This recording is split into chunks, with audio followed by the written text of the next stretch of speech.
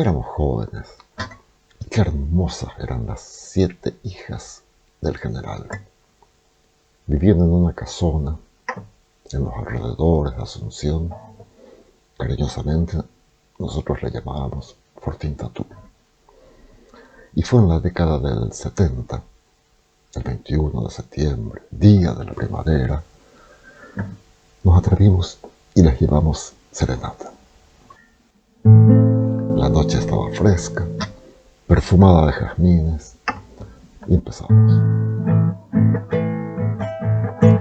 No terminamos la primera música que salió el general, y con una voz de trueno ordenó a 2 soldados que nos acompañen a la comisaría, recomendados por el general.